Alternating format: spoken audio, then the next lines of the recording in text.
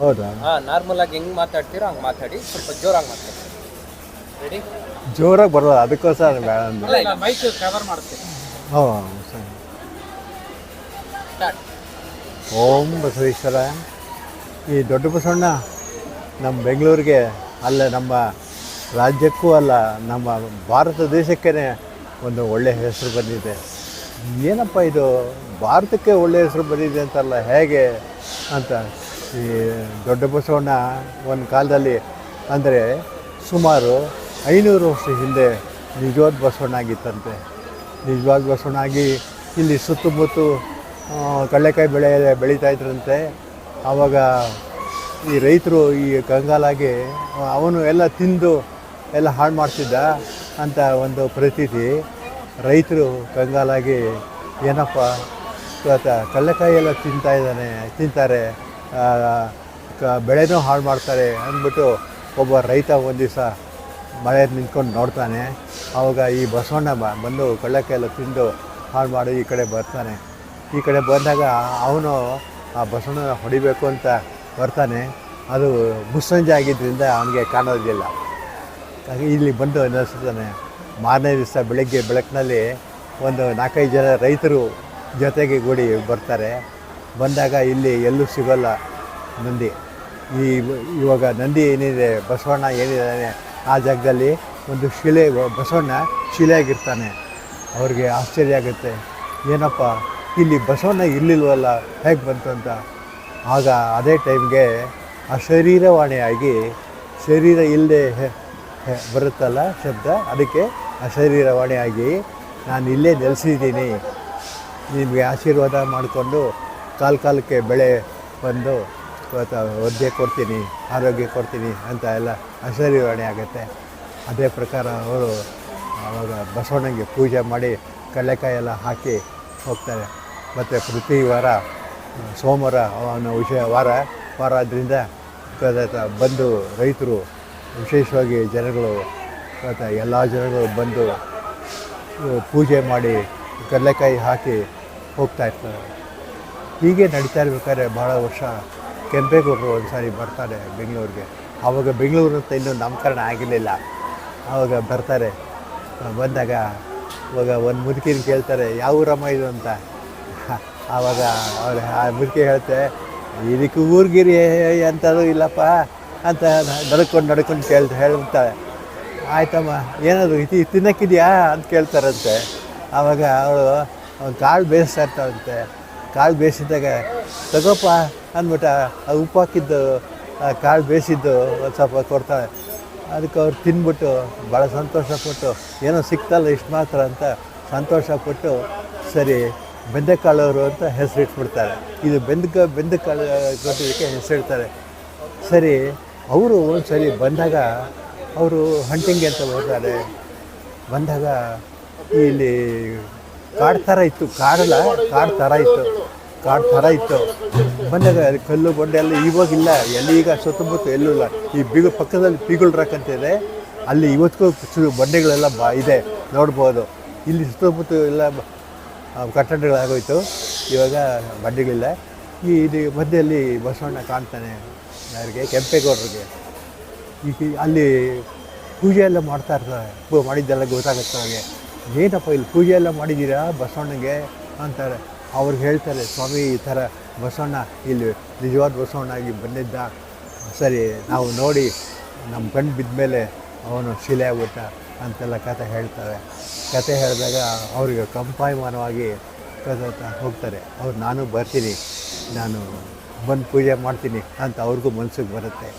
ಮನ್ಸಿಗೆ ಬಂದಾಗ ಸರಿ, ಅದೇ ದಿವಸ ರಾತ್ರಿ ಅವ್ರಿಗೆ ಕನಸಿನಲ್ಲಿ ಬಸವಣ್ಣ ಹೋಗಿ, ನನಗೆ ನೀ ದೇವಸ್ಥಾನ ಕಟ್ಟಬೇಕು ಅಂತ ಇದು ಮಾಡ್ತಾರೆ.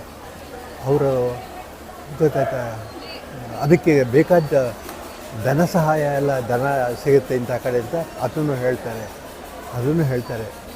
ಇನ್ನೂ ಸರಿಯಾಗಿ ಹೇಳೋದಾದರೆ, ಈ ವೃಷಭಾವತಿ ಅಂತ ನದಿ ಹರಿಯುತ್ತೆ, ಒಂದು ಕಡೆ ಧುಮುಕತ್ತೆ. ಆ ಧುಮುಕೋ ಜಾಗದಲ್ಲಿ ನೀನು ಪಕ್ಕಕ್ಕೆ ಸರಿಸಿ, ಆ ಧುಮುಕೋ ಜಾಗದಲ್ಲಿ ನಿಧಿ ಇದೆ, ತಗೊಂಡು ನೀನು ದೇವಸ್ಥಾನ ಕಟ್ಟಬೇಕು ಅಂತ ಅವ್ರ ಕನಸಿನಲ್ಲಿ ಆಗುತ್ತೆ. ಅವರು ಬೆಳಿಗ್ಗೆ ಎದ್ದು ಏನಪ್ಪ ಇದು ಈ ಥರ ಕನಸುಕೋ ಬಂತು ನನಗೆ ಬಸವಣ್ಣ ಅಂತ 4 ಜನ ಹಿರಿಯರು ಅಂತ ಎಲ್ಲ ಚರ್ಚೆ ಮಾಡ್ತಾನೆ. ನಿನ್ನ ಕೈಲಾಗುತ್ತೆ ಕೆಂಪೇಗೌಡ, ನೀನು ಮಾಡು ಅಂತ ಹೇಳ್ತಾರೆ. ಆವಾಗ ಅವರು ನಿಜವಾಗ್ಲೂ ಆಶ್ಚರ್ಯ ಆಗಿ ಏನಪ್ಪ ಇದು ನಿಜವಾದ್ರೂ ನನಗೆ ಇನ್ನೂ ಒಳ್ಳೆಯದೇ ಆಗುತ್ತೆ, ಆ ಭಗವಂತನಿಗೆ ಒಂದು ನಾನು ನೆಲೆ ಮಾಡ್ಬೋದು ಅಂತಬಿಟ್ಟು ಆ ವೃಷಭವತಿ ದುಮ್ಕೋ ಕಡೆ ಅವನು ಆ ಪಕ್ಕಕ್ಕೆ ಸರಿಸ್ಬಿಟ್ಟು ಗದಿನ ಆ ದುಮ್ಕೋ ಕಡೆ ತೆಗೆದು ನೋಡ್ತಾನೆ. ಅವನಿಗೆ ನಿಧಿ ಸಿಗುತ್ತೆ. ಆ ನಿಧಿ ಸಿಕ್ಕಿದಾಗ ಅವನಿಗೆ ಆಗಿದ್ದ ಸಂತೋಷ ಇವಾಗ ನಾವು ಎಷ್ಟು ಕೋಟಿ ಕೊಟ್ಟರು ಅವರಿಗೆ ಆಗಲ್ಲ. ನಾನು ಹೇಳ್ತಾನೆ ಅದೇ ಪ್ರಕಾರ ನೀನು ತಗೊಂಡು 1537ರಲ್ಲಿ ಈ ದೇವಸ್ಥಾನ ಕಟ್ತಾನೆ. ಅಂದಿನಿಂದ ಇವತ್ತು ಅವನು ಕಡಲೆಕಾಯಿ ಬೆಳೆ ಕಾರ್ತಿಕ ಮಾಸಲ್ಲಿ ಬರುತ್ತೆ. ಕಡಲೆಕಾಯಿ ಬೆಳೆ ಅವನು ತಿಂತಾಯಿದ್ದ. ಅದಕ್ಕೋಸ್ಕರ ಅವನಿಗೆ ಕಡಲೆಕಾಯಿ ಹಾಕಿ ಕಡಲೆಕಾಯಿ ಸರ ಎಲ್ಲ ಹಾಕಿದ್ದಾರೆ ದೇವಸ್ಥಾನದಲ್ಲಿ. ಬಸವಣ್ಣ ನೋಡಿ ಸರ ಎಲ್ಲ ಹಾಕ್ತೀವಿ. ಬೆಳಿಗ್ಗೆ ಕಡಲೆಕಾಯಿನಲ್ಲಿ ಅಭಿಷೇಕ ಆಗುತ್ತೆ, ಕಡಲೆಕಾಯಿನಲ್ಲಿ ಅರ್ಚನೆ ಮಾಡ್ತಾರೆ. ಹೀಗಾಗಿ ಕಡಲೆಕಾಯಿ ಹೊರಗಡೆ ಸರಿ ರೈತರು ಆವಾಗ ಒಬ್ಬೊಬ್ರಿಗೂ ಭಕ್ತರಿಗೆ ಬುಟ್ಟಿ ಕೊಡ್ತಾಯಿದ್ರಂತೆ. ಇವಾಗ ಅದನ್ನು ವ್ಯಾಪಾರ ಮಾಡ್ತಾರೆ. ಇರಲಿ, ಅದನ್ನು ಕಾಲಕ್ಕೆ ತಕ್ಕಾಗಿ ಆಗ್ತಾಯಿದೆ. ಹೀಗಾಗಿ ಕಡಲೆಕಾಯಿ ಪೂಜೆ ಮಾಡ್ತಾಯಿದ್ಲು. ಕಡಲೆಕಾಯಿ ಪರಿಷೆ ಅಂತ ಮಾರ್ಪಾಟಾಗಿ ಇವತ್ತಿನಿಂದ ಭಾಳ ವಿಜೃಂಭಣೆಯಿಂದ ಏನು ಹೇಳೋಕ್ಕೆ ಆಗೋಲ್ಲ. ನಮ್ಮ ಭಾರತದಲ್ಲಿ ಇಷ್ಟು ಜನ, ಇಷ್ಟು ಪೂಜೆ, ಇಷ್ಟು ವಿಶೇಷ ಅಂತಂದರೆ ನಂಬರ್ 1 ಬಸವನ ಗುಡಿ ಅಂತ ಘಂಟಾಘೋಷವಾಗಿ ಹೇಳ್ಬೋದು. ಏನಂತಾರೆ, ಲಕ್ಷಾಂತರ ಜನ 2 ದಿವಸದಲ್ಲಿ ಬಂದು ದರ್ಶನ ತೊಗೊಂಡು ಹೋಗ್ತಾರೆ. ಗೊತ್ತಾಯ್ತಾ? ಯಾವ ದೇವಸ್ಥಾನದಲ್ಲೂ ಇಷ್ಟು ರಶ್ ಇರಲ್ಲ, ಇಷ್ಟು ಜನ ಬರಲ್ಲ. ಗೊತ್ತಾಯ್ತಾ? ಬರಬಾರ್ದಂತಲ್ಲ, ಬರ್ತಾರೆ. ಅಷ್ಟು ಬಸವಣ್ಣ ಅಷ್ಟು ನಮ್ಮ ಭಾರತದ ಭಕ್ತಾದಿಗಳೆಲ್ಲ ವರ್ಷಕ್ಕೊಂದು ಸಾರಿ ಹೇಳ್ತಾನೆ, ಪ್ರತಿ ದಿವಸ ಭಕ್ತಾದಿಗಳು ಬರ್ತಾರೆ, ಎಲ್ಲ ರಾಜ್ಯಗಳಿಂದನೂ ಬರ್ತಾರೆ. ವಿಶೇಷವಾಗಿ ಕಡಲೆಕಾಯಿ ಪರಿಷೆ ದಿವಸ ಕಾರ್ತಿಕ್ ಕಡೆ ಸೋಮವಾರ ಮತ್ತು ಮರುದಿವಸ ಕಡಲೆಕಾಯಿ ಜಾತ್ರೆಗೆ ಬಂದು ವಿಶೇಷವಾಗಿ ದರ್ಶನ ಮಾಡಿ ಹೋಗ್ತಾರೆ. ಅವರೆಲ್ಲ ಪುನೀತರಾಗಿದ್ದಾರೆ. ಅವ್ರು ಏನು ಗೊತ್ತಾಯ್ತಾ? ಒಂದು ಉದಾಹರಣೆ ಹೇಳೋದಾದರೆ, ಒಬ್ಬ ಬಂದು ದರ್ಶನ ಮಾಡಿ ಅವನು ಇವತ್ತಿನ ದಿವಸ ಲಂಡನ್ನಲ್ಲಿದ್ದಾರೆ. ಗೊತ್ತಾಯ್ತು, ಬಂದು ನನಗೆ ಬೇಡ್ಕೊಂಡಿದ್ದೆ, ನನ್ನ ಕೆಲಸ ಆಯಿತು, ನಾನು ತುಂಬ ಚೆನ್ನಾಗಿದ್ದೀನಿ ಅಂತಂದ್ಬಿಟ್ಟು ವಿಶೇಷವಾಗಿ ಪೂಜೆ ಮಾಡಿಸಿ ಅವನು ನಮಸ್ಕಾರ ಮಾಡಿ ದೇವರಿಗೆ ಹೋಗಿದ್ದಾನೆ. ಅವನು ನಾನು ವರ್ಷಕ್ಕೊಂದು ಸರಿ ಬರ್ತೀನಿ, ವಿಶೇಷ ಪೂಜೆ ಸಲ್ಲಿಸ್ತೀನಿ, ನನಗೆಲ್ಲ ಅನುಕೂಲ ಮಾಡಿಕೊಡ್ಬೇಕು ಅಂತ ಪ್ರಾರ್ಥನೆ ಮಾಡ್ಕೊಂಡಿದ್ದಾನೆ. ಅದೇ ಥರ ಎಷ್ಟೋ ಜನ ಭಕ್ತಾದಿಗಳು ಈ ವಿದೇಶದಲ್ಲಿ ಇದ್ದಾರೆ, ಬರ್ತಾರೆ. ನಾನು ಬೇಡ್ಕೊಂಡಿದ್ವಿ, ನಾವು ಅಂದ್ಕೊಂಡಿದ್ವಿ, ಹೀಗಾಯಿತು, ನಾವು ಇಷ್ಟು ಚೆನ್ನಾಗಿದ್ದೀವಿ ನಮ್ಮ ಬಸವಣ್ಣನ ಅಂತ ಬಂದು ಪೂಜೆ ಸಲ್ಲಿಸ್ತಾ ಇದ್ದಾರೆ. ಅವತ್ತಿಂದ ಇವತ್ತಿನವರೆಗೂ ಕಡಲೆಕಾಯಿ ಪರಿಷೆ ಕೆಂಪೇಗೌಡರ ಕಾಲದಿಂದ ಇವತ್ತಿನವರೆಗೂ ನಡೀತಾರೆ. ಇವತ್ತಿನ ದಿವಸ ನಮ್ಮ ಸರ್ಕಾರ ಭಾಳ ಚೆನ್ನಾಗಿ ಪ್ರೋತ್ಸಾಹ ಕೊಟ್ಟು ಕಡಲೆಕಾಯಿ ಜೊತೆ ಮಾಡ್ತಾಯಿದ್ದೀವಿ. ಮತ್ತು ವಿಶೇಷವಾಗಿ ಈ ಹುಡುಗರು ಮಕ್ಕಳು ಭಾಳ ಸಂತೋಷ ಪಡ್ತಾರೆ. ಕಡಲೆಕಾಯಿ ಪರಿಷೆ ದೊಡ್ಡವರು ಎಷ್ಟು ಸಂತೋಷ ಪಡ್ತಾರೋ ಅದಕ್ಕೆ 4ರಷ್ಟು ಸಂತೋಷ ಹುಡುಗರು ಬರ್ತಾರೆ. ಯಾಕೆಂದರೆ ಇಲ್ಲಿ ಒಂದು ಜಾತ್ರೆ ಸಮೂಹ, ಯಾಕೆಂದರೆ ಈ ಎಲ್ಲ ಮಾಡಿಗಳಲ್ಲಿ ಅಲ್ಲಿ ಆ ಸಂಧಿ ಚಿಕ್ಕ ರಸ್ತೆಗಳಲ್ಲಿ ಇದ್ದು ಅವ್ರಿಗೆ ಪಾಪ ಕಾಲ ಕಳೀತಾ ಇರ್ತಾರೆ ಮಕ್ಕಳು, ಆ ವಿದ್ಯಾರ್ಥಿಗಳು. ಇಲ್ಲಿ ಬಂದಾಗ ಅವ್ರಿಗೆ ಒಂಥರ ಏನೋ ಒಂಥರ ವಿಕಾಸವಾಗಿ ಮನಸ್ಸು. ಇವತ್ತು ವಿಶೇಷವಾಗಿ ಆ ಕಡಲೆಕಾಯಿ ವ್ಯಾಪಾರ, ಆ ಆಟಿಕೆ ಸಾಮಾನು ವ್ಯಾಪಾರ ಅದೆಲ್ಲ ನೋಡಿ ಕೊಂಡ್ಕೊಂಡು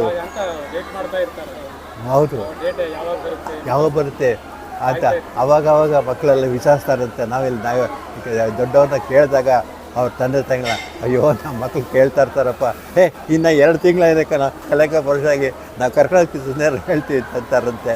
ಹೀಗಾಗಿ ಅವ್ರ ಮನಸ್ಸಲ್ಲಿ ಅಚ್ಚೊಳಗ್ಬಿಟ್ಟಿದೆ, ಕಡಲೆಕಾಯಿ ಪರಿಷೆಗೆ ಹೋಗಬೇಕು, ನಾವು ಬಸವಣ್ಣ ನೋಡಬೇಕು, ಹಾಗಾದ್ರೆ ಕಡಲೆಕಾಯಿ ತಿನ್ನಬೇಕು, ಕಡಲೆಕಾಯಿ ಹಾರ ನೋಡಬೇಕು ಅಂತಂದು ಬರೀ. ಹೀಗಾಗಿ ಮುಂದಿನ ಜನಾಂಗಕ್ಕೂ ನಾವು ದರ್ಶನ ಮಾಡ್ತಾಯಿದ್ದೀವಿ, ಮಾರ್ಗದರ್ಶನ ಆಗಬೇಕು ದೊಡ್ಡವರು ಅಂತ ನನ್ನ ಅಭಿಲಾಷೆ. ಆಗತ್ತೆ, ಖಂಡಿತ ಆಗತ್ತೆ. ಯಾಕೆಂದರೆ ನಾನು ಚಿಕ್ಕ ವಯಸ್ಸಿನಲ್ಲಿ ಸುಮಾರು 1000 ಜನ ಬರ್ತಾಯಿದ್ರು. ಸಾಯಂಕಾಲ 7 ಗಂಟೆ 7:15 ಆದರೆ ನಮಗೆ ಕತ್ಲಾಗ್ಬಿಡೋದು. ಲೈಟ್ ಇದು ಇರಲಿಲ್ಲ. ಸುಮಾರು 60-65 ವರ್ಷ ಹಿಂದೆ. ಹೌದು. ಈಗ ನಮಗೆ 84 ವರ್ಷ, 84 ಇಯರ್ಸು. ಗೊತ್ತಾಯ್ತಾ ಹಾಗಿದ್ದು ಇವಾಗ ನೋಡಿದ್ರೆ ಲಕ್ಷಾಂತರ ಜನ ಸೇರ್ತಾರೆ. ಒಂದು ದಿವಸಕ್ಕೆ ಲಕ್ಷಾಂತರ ಜನ ಅಂದರೆ ಲೆಕ್ಕ ಹಾಕ್ಕೊಳ್ಳಿ ಎಷ್ಟು ದೊಡ್ಡ ಜಾತ್ರೆ ಆಗಿದೆ. ಗೊತ್ತಾಯ್ತಾ? ಹೀಗೆ ಬಸವಣ್ಣ ಪ್ರತಿಯೊಬ್ಬರಿಗೂ ಆಶೀರ್ವಾದ ಮಾಡ್ತಾನೆ. ಒಂಥರ ಅಲ್ಲ ಒಂಥರ. ಈ ಹಸು ಕಟ್ಟಿರೋರು ಗೊತ್ತಾಯ್ತಾ, ಗಂಡು ಅಲ್ಲ ಹೆಣ್ಣಿಗರು ಹಾಕಬೇಕು, ಹೆಣ್ಕರು ಹಾಕಬೇಕು ಬಸವಣ್ಣ ಅಂತ ಬೇಡ್ಕೊಳ್ತಾರೆ. ಅವ್ರಿಗೆ ಹೆಣ್ಕರು ಆಗುತ್ತೆ. ಗೊತ್ತಾಯ್ತಾ? ಆಮೇಲೆ ಜಾತಿ ಬಂಧನೆ ಇಲ್ಲ. ಪ್ರತಿಯೊಬ್ಬರ ಜಾತಿನೂ ಯಾರು ಹಸು ಕಟ್ಟಿರ್ತಾರೆ, ಅವ್ರು ಮುಸಲ್ಮಾನರಾಗಲಿ ಕ್ರಿಶ್ಚಿಯನ್ರಾಗಲಿ ಯಾವುದೇ ಜಾತಿ ಆಗಲಿ ಹಸು ಕಟ್ಟಿರೋರು ಬಂದು ಬೇಡ್ಕೊಂಡು ಹೋಗ್ತಾರೆ. ಬೇಡ್ಕೊಂಡು ಹೋದ್ಮೇಲೆ ಅವ್ರಿಗೆ ಒಳ್ಳೆಯದಾಗತ್ತೆ, ಹೆಣ್ಣಿಗರು ಆಗುತ್ತೆ. ಅವ್ರಿಗೆ ಮನೆ ಆಗಬೇಕು ಅಂತ ಬೇಡ್ಕೊಂಡಿರ್ತಾರೆ, ಮನೆ ಆಗುತ್ತೆ.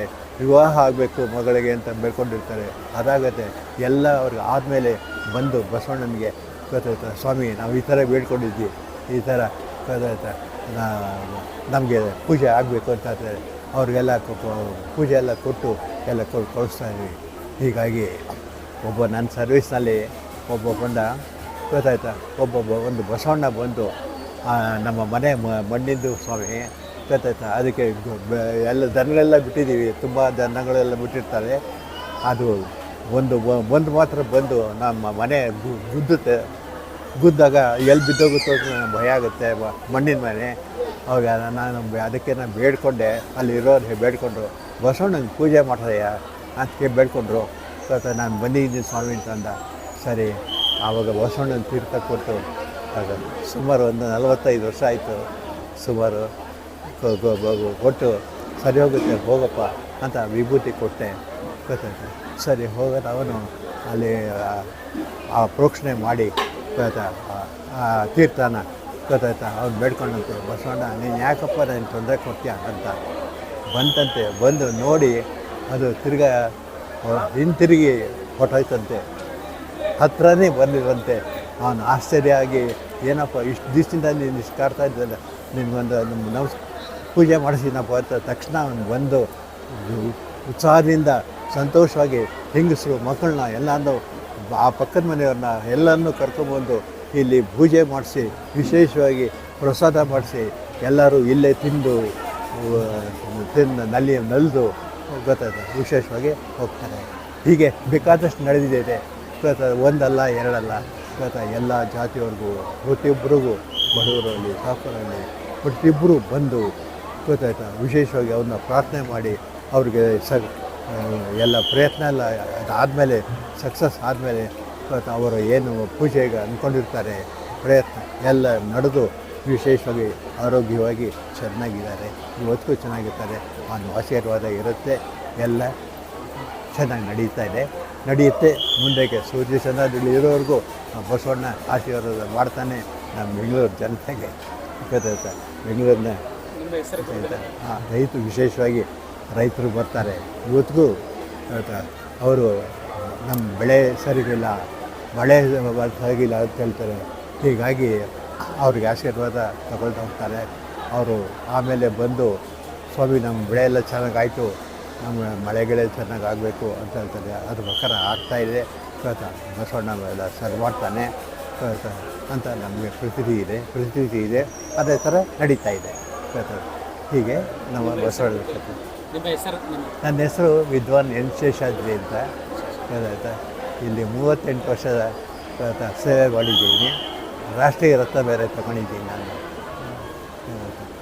ಬಸವಣ್ಣ ಒಳ್ಳೇದು ಮಾಡಲಿ. ಜೈ ಶ್ರೀ ಬಸವಣ್ಣ.